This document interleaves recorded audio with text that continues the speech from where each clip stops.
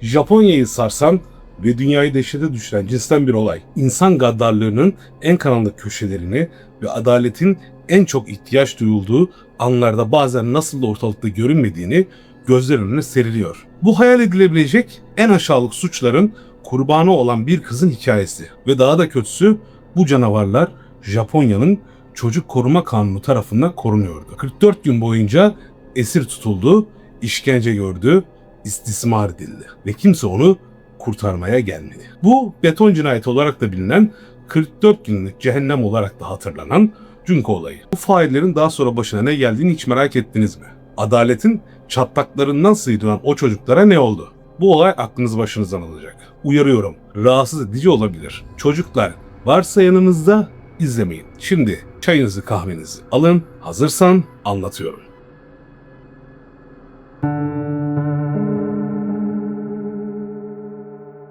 Müfettişler Uruva Çocuk Gözaltı Merkezi'nde Hiroshi Miyano adında genç bir çocuğu sorguluyor. Bu sorgu Junko ile ilgili değil ama henüz değil. Bu ayrı bir olay. 19 yaşındaki bir kadın istismara uğradığını, ısırıldığını ve soyulduğunu ihbar etmiş. Yakuza ile bağları olduğundan sürekli övünen Hiroshi adında bir adam sorgulanıyor. Bir memur tesadüfen ona birini öldürmenin yanlış olduğunu biliyorsun değil mi diye sorana kadar her şey sıradan görünüyor. Ve işte tam o an her şey değişti. Hiroshi dona kaldı. Soğuk terler dökmeye başladı. Gözleri kapana kısılmış bir hayvan gibi etrafta gezindi. Bunu nasıl bilmişlerdi? Birisi bir şey mi söylemişti? Konuşmadı. Sadece başını salladı ve o tek bir baş sallama, bakın sadece basit bir baş sallama, kimsenin hazır olmadığı kadar dehşet verici bir şeyin kapılarını sonuna kadar araladı. Sorguladıkları olay hakkında konuşup itirafta bulunmak yerine Hiroshi başka sırlar dökmeye başladı. Başka bir şey hakkında, bir ceset, farklı bir kurban, ne yaptıkları hakkında sırlar. Onlara onun nerede olduğunu söyledi. Polis onun tarif ettiği yöne takip ederek bir çimento fabrikasına gitti. Sessiz, endüstriyel ve sıradan. Ama sonra bir şey gördüler. Betonla doldurulmuş bir varil. Dışarı sarkan bir şey vardı. Bir insan saçı. Yaklaştılar ve o anda koku bir anda onları afallattı. Resmen varilde bir şeyler çürüyordu. 305 kilogramlık varil karakola taşıyabilmek için bir vinç çağırdı. Onu açtıklarında ise bir battaniyeye ve torbaya sarılmış şekilde betonla kaplanmış bir insan vücudu. 30 Mart öğleden sonra cesede otopsi başladı. Cesedin durumu kötünün de ötesindeydi. O kadar çok hasar vardı ki bir zamanlar genç bir kız olduğunu fark etmek bile çok zordu. Çürüme durumuna bakıldığında yaklaşık 3 aydır cansız olduğu tahmin ediyorlardı. Vücudu bir acı haritası gibiydi. Kemikleri, kasları, organları, hatta beyni bile ağır hasar görmüş. Sadece 35 kilogram ağırlığındaydı. Aç bırakılmış, işkence görmüş, insanlıktan çıkarılmıştı. Ve en kötüsü de hamile. Hiroshi'nin itirafı ve adli tıp kanıtları sayesinde sonunda kurbanın kimliğini tespit etmişlerdi. Adı Junko Furuta'ydı ve henüz 17 yaşında genç bir kızdı. Kayıp olduğu aylarda herkes onun da sadece evden kaçar bir çocuk olduğunu düşünmüştü. Junko sadece bir isim değildi. O bir evlattı, kız kardeşti ve arkadaştı. 18 Ocak 1971'de Saitama bölgesi Misato şehrinde doğmuştu. Anne ve babası iki erkek kardeşiyle yaşıyordu. Anlatılanlara göre evleri sıcak, sevgi dolu bir yuvaydı. Junko insanların hemen kanının kaynadığı türden bir kızdı. Mezuniyet gezisi için para biriktirmek amacıyla plastik kalıplama fabrikasında yarı zamanlı çalışıyordu. Lise bittikten sonra çalışmayı planladığı bir elektronik perakendecisi tarafından zaten işe kabul edilmişti bile. Ama içten içe daha fazlasını, bir şarkıcı olmayı hayal ediyordu. Henüz 18 yaşındaki Hiroshi, Ayese'nin suçlu çevresinde zaten korkulan biriydi. Yakuza'ya bağlı Inagawa Kai ailesiyle bağları olduğunu iddia ediyordu. O sadece sert görünmeye çalışan bir çocuk değildi. Yeraltı dünyasında gerçek bir nüfusu vardı. Çete küçük suçlarla başladı ancak birkaç gün içinde kadınlara saldırmaya başladılar. İlk girişimleri başarısız oldu. İkinci seferde ise okula giden bir kızı otele sürükleyip onu istismar ettiler. Bu eylemi tekrar yaptılar. Üçüncü bir kadın, bir bar garsonu bu olayı ihbar etti. Ama burası 80'lerin sonundaki Japonya'ydı. Fiziksel şiddet pek ciddiye alınmıyordu. Çocuklar bunun rızaya dayalı olduğunu iddia ettiler ve dava hemen düştü. Bu olay onlara daha da çok güç vermeye başladı. Artık sonuç yok, sınır yoktu. Yasushi, Watanabe, Oruga ve Minato Hiroshi'yi kendilerine idol olarak görüyorlardı. Suçları gün geçtikçe büyüdü. Soygunlar, şiddet, ta ki Hiroshi gözünü özel birine dikene kadar. Etrafta sormaya başladı ve sonra onu gördü. Junko Furuta. Aradığım kişi bu dedi Hiroshi. Onu istiyorum. 25 Kasım 1988 Hiroshi ve Minato yarı zamanlı işinden eve dönen Junko'yu gördüklerinde bir kurban aramak için Misato'da geziyorlardı. Plan anlıktı. Minato Junko'yu bisikletinden düşürdü ve kaçtı. O anda Hiroshi endişeli bir görgü tanığı gibi davranarak ortaya çıktı. "İyi misin? Seni eve bırakayım" dedi. Sarsılmış olan Junko kabul etti. Çocuk kibar ve güvenli görünüyordu. Ama onu eve götürmek yerine terk edilmiş bir depoya götürdü. İşte orada Hiroshi'nin sesi değişti, ifadesi daha da sertleşti. Ona Yakuza olduğunu söyledi ve eğer emirlerine uymazsa onu ve ailesini öldüreceğini belirtti. İlk başta Junko hayır dedi, kaçmaya çalıştı. Ama Hiroshi ailesinden bahsederek eğer itaat etmezse Yakuza'nın onları öldüreceğini söyleyerek onu tehdit etmeye devam etti. O gece onu taksiyle Adachi'deki bir aşk oteline yani Love Otel'e götürdü ve onu orada istismar etti. Sonrasında hava atmak için Oruga'yı aradı. Oruga ona "Gitmesine sakın izin verme. Ben de biraz istiyorum" dedi. Ertesi sabah 26 Kasım'da Hiroshi, Junko'yu yakınlardaki bir parka getirdi. Orada bekleyen 2 kişi vardı. Nobuharu, Minato ve Yasushi Watanabe. Onun etrafını sardılar ve nerede yaşadığını bildiklerini, eğer kaçmaya çalışırsa ailesinin öldürüleceğini söylediler. Tam orada o önlerinde dururken onu nerede tutacakları hakkında konuşmaya başladılar. Minato'nun evinin 2. katını seçtiler. Ve Minato'nun ailesi neredeyse hiç evde olmuyordu. Yani kimse fark etmezdi. Onu oraya götürdüler. Ve işte her şey orada başladı. 44 günün 1. günü. 27 Kasım'da Junko'nun ailesi onun kayıp olduğunu bildirdi. Hiroshi bunu öğrendi. Junko'yu annesini 3 kez aramaya ve evden kaçtığını, arkadaşlarıyla güvende olduğunu söylemeye zorladı. Sesi sakin ve ikna ediciydi. Anne babası da buna inandı ve böylece aramalar sona erdi. Junko artık tek başınaydı ve kabus henüz maalesef yeni başlıyordu. 28 Kasım o gece Hiroshi ve diğerleri daha fazla insan getirdiler. 16 yaşındaki Tetsuo Nakamura ve Koichi Hiyara birlikte Junko'ya bir oyuncakmış gibi kullanılıp topluca istismar ettiler. Bununla da kalmadı. Hiroshi onun kasık kıllarını tıraş etti. Sonra onu kibritle yaktı. Bunu yaparken gülüyorlardı. Burada sadece bir eğlenceymiş gibi davrandılar. Kısa süre sonra kulaktan kulağa yayıldı. Onu gömmeleri için yerel haydutları davet etmeye başladılar. Onlarca, belki de yüzlerce kişi. Bazıları sadece izlemek için geldi. Bazıları ise bu toplu istismara katıldılar. "Bir kız kaçırdık, yukarı katta. Sıra ister misin?" diye böbürleniyorlardı. Junko'nun günde bir düzineden fazla kişi tarafından saldırıya ve istismara uğradığı söyleniyor. Ve unutmadan bunlardan bazıları da kızlar ve kadınlardı. Gülüyorlar, alay ediyorlar, ona hakaretler yağdırıyorlardı. Onu çıplak dans ettirdiler, vücudunda çizimler yaptılar. Fotoğraflarını çektiler, hatta bazıları dondurucu soğukta onu balkonda neredeyse kıyafetsiz durmaya zorladı. İçine nesneler soktular. Metal bir çubuk, bambu bir sopa, bazen golf sopası, cam bir şişe. Ona alkol, bozuk süt, galonlarca su içirdiler. Aynı anda birden fazla sigara içmeye ve tiner solumaya zorladılar. Junko artık zar zor hayatta kalıyordu ve bu artık sadece şiddet değil, bir deney gibiydi. Kırılmadan önce bir insanın ne kadar dayanabileceğini görmek için vücudunu sınırlara kadar zorluyorlardı sanki. Artık bir insan değilmiş de üzerinde sadece acı test edilen bir şeymiş gibi. Sonra bir gün eve davet edilen bir çocuk, aslında vicdanı olan biri, faillerden birinin abisine neler olduğunu anlatıyor. O abi polisi arıyor. Minato'nun evine 2 polis memuru sevk ediliyor. Ancak vardıklarında Minato'nun ailesi onları kapıda karşılıyor. İçeride kayıp bir kız olup olmadığını sorduğunda "Ne kızı? Burada kız falan yok" diyorlar. Ve polis onlara inanıp teşekkür edip oradan ayrılıyorlar. Aralık ayının başlarında Junko bir telefon buluyor, polisi tuşluyor ancak tam cevap verecekken yakalanıyor. Çocuklardan biri telefonu alıyor ve o sırada memurları sakince "Affedersiniz, yanlış numara" deyip kapatıyor. Grup daha sonra Junko'yu yerlerde sürüklüyor ve yüzünü defalarca yumrukluyor. Hiroshi onlar olmadan odadan bir daha çıkmasın diye Junko'nun ayak bileğini yakıyor. Aralık ayında bir ara Junko altına kaçırıyor ve artık hiçbir kontrolü kalmamıştı. Vücudu çöküyordu. Ama Hiroshi yanlışlıkla onun idrarına bastığında çılgınca döndü, onu canice dövdü. Ardından uyluklarına ve ellerine çakmak gazı döküp ateşe verdi. Acı içinde çığlıklar attı ama onları tek yaptığı gülmek oldu. Bu noktadan sonra Junko yardım için yalvarmayı bırakmıştı. Sadece ölmek istiyordu ve ölmek için yalvarmaya başladı. Ama bu merhamet bile ondan esirgendi. Onunla alay ettiler.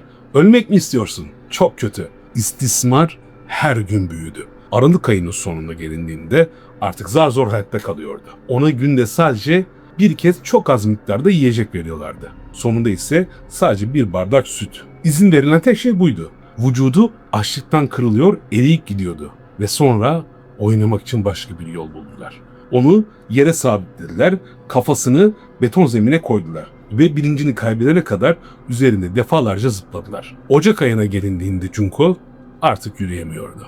Vücudu çok fazla şey kaldırmıştı. Dayaklar, yanıklar, açlık, yerde kıvrılmış halde zar zor bilinci yerinde ve zor nefes alarak duyuyordu. Herkesin hayran olduğu o bir zamanlar güzel olan kız artık tanınmaz haldeydi. Yüzü tanınamayacak kadar şişmişti.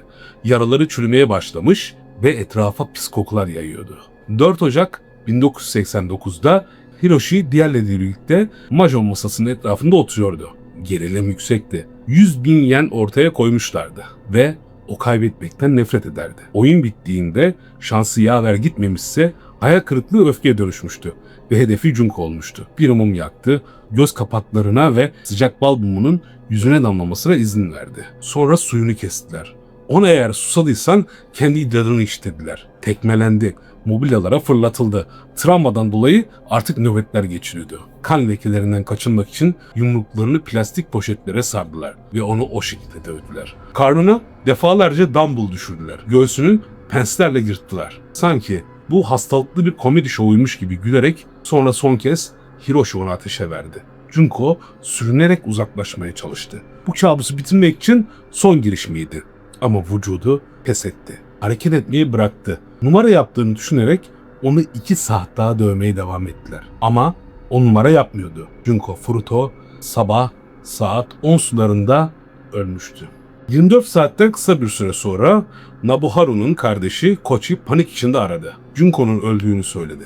Yakalanmaktan korkarak cesedine bir flotaya, Japon yatağına sardılar ve bir yağ variline tıktılar. Sonra üzerine beton döktüler. O gece 5 Ocak'ta Tokyo'nun Wakasu semtinde boş bir araziye terk edilmiş bir inşaat alanına sürüklediler. Kimsenin aramadığı bir cesedi saklamak için mükemmel bir yerdi. Varili orada bıraktılar. Bir anlaşma yaptılar. Asla kimseye bir şey söyleme. Günler geçti. Sonra haftalar. Junko'nun cesedi betonun altında gömülü kaldı.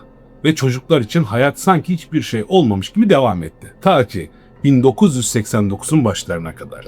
Hiroshi ve Ogura başka bir kızı kaçırıp istismar etmekten tutuklandılar. Sorgulama sırasında Hiroshi ölümcül bir hata yaptı ve bir varildeki cesetten bahsetti. İlk başta polislerin kafası karışmıştı. Bunu araştırdıkları vaka ile hiçbir ilgisi yoktu. Ama sorguya devam ettiler. Hiroshi'yi daha fazlası için sıkıştırdılar. Sonunda yakaladılar. 29 Mart'ta beton parçalarıyla dolu tozlu bir arazide yağ varilini fark ettiler.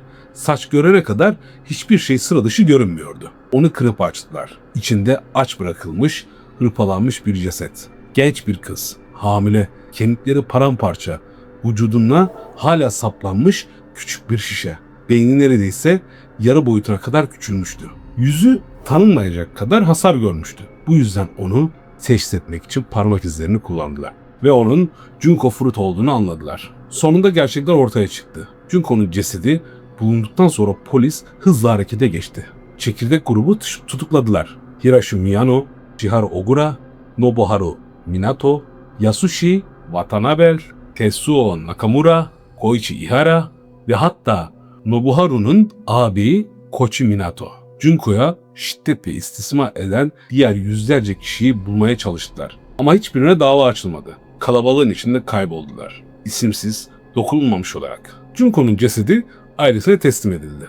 Beraberinde dayanılmaz bir keder getirdi. Kendilerine tekrar aynı soruları sorup durdular. Ya o telefona inanmasaydık, ya sesindeki korkuyu anlasaydık. Cenazesi 2 Nisan 1989'da okul arkadaşlarının katılımıyla yapıldı. Gelecekteki işvereni ailesine yeni işinde giymesi gereken üniformayı verdi.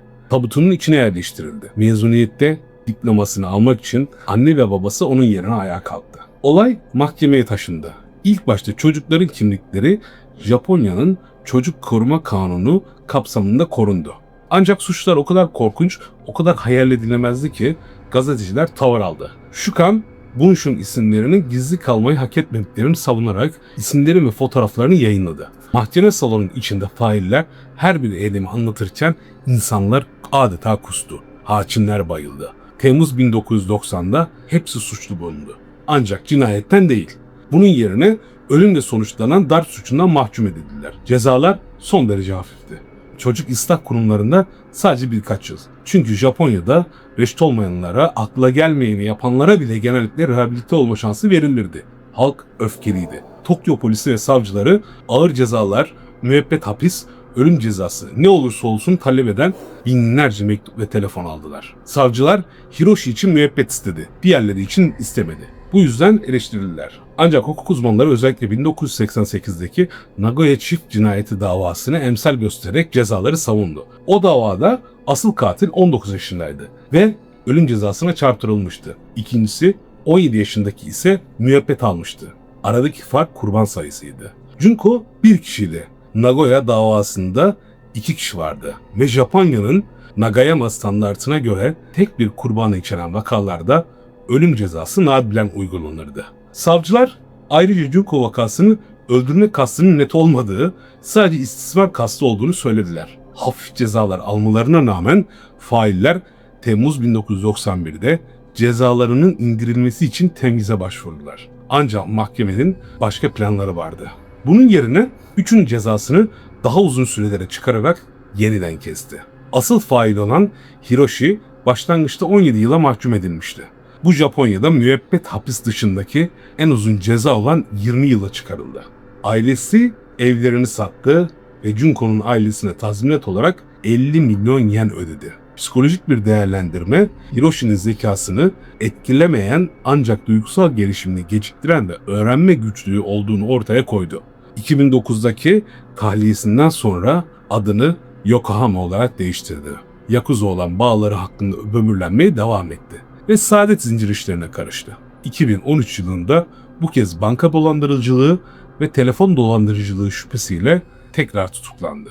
Ancak hiçbir zaman suçlanmadı. Nobuharu Minato 5 ila 6 yıl aldı. Daha sonra bu ceza 5 ila 9 yıl olarak değiştirildi. Suçun kendi çatılarının altında gerçekleşmesine izin vermelerine rağmen ailesi ve kardeşi hiçbir zaman suçlanmadı. 1998'deki tahliyesinden sonra annesinin yanına taşındı ve adını Shinji Minato olarak değiştirdi. Bir Rumen kadınla kısa bir süre bir evliliği oldu ve bu evlilikten bir kızı oldu. Ama bu uzun sürmedi. 2018 yılında bir park yeri yüzünden çıkan şiddetli bir kavga nedeniyle tekrar tutuklandı. Bir adama cop ve bıçakla saldırdı ve 2019'da 3 yıl tecil edilmek üzere 18 ay hapis cezası aldı. Yasushi Watanabe 3 ila 4 yıla mahkum edilmişti.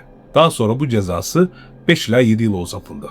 Yüksek Mahkemeye temyiz başvurusunda bulundu ve bu 1992'de reddedildi. 1996'da serbest bırakıldı ve 2005 yılına gelindiğinde nörodejeneratif bir hastalıkla muzdaripti. 2021 yılında meteliksiz ve yalnız bir şekilde geberdi. İstismara katılan ancak işkence veya cinayete katılmayan Tetsuo Nakamura ve Koichi Ihara 2000 yılına gelindiğinde serbest bırakılmışlardı. Chiharu Ogura 5 ila 10 yıl hapse mahkum edildi. 1999'da da serbest bırakıldı. Hiçbir pişmanlık göstermedi. Ogura'nın annesi Junko'yu suçladı. Hatta oğlunun acı çekmesinin sebebinin Junko olduğunu söyledi ve çığlıklar atarak kızın mezarını tahrip etti. Ogura adını Kamisako olarak değiştirdi ve bilişim IT sektöründe bir iş buldu. Ancak geçmişi ortaya çıkınca kovuldu. Tekrar Yakuza'ya geçti. 2004 yılında kız arkadaşıyla görüştüğünden şüphelendiği bir adamı kaçırdı ve onu tekrar işkence etti. Onu bir arabanın bagajına tıktı, annesinin barına götürdü ve 4 saat boyunca dövdü. Ogura 4 yıl daha hapis cezasına çarptırıldı. 2009'da serbest bırakıldı. Ondan sonra işsiz ve yalnız yaşadı. Devlet yardımlarına güvendi. 2022'de annesi ona yemek getirdi ve onu banyoda ölü buldu.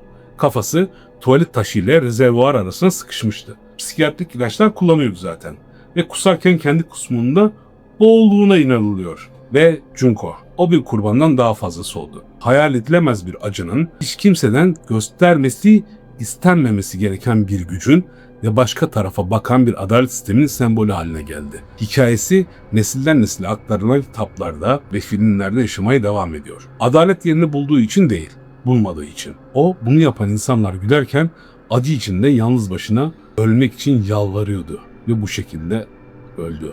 Onu katleden çocuklar serbestçe yürüdü. Bazıları yeniden suç işledi, bazıları isimlerini değiştirdi ve gözden kaybolmaya çalıştı.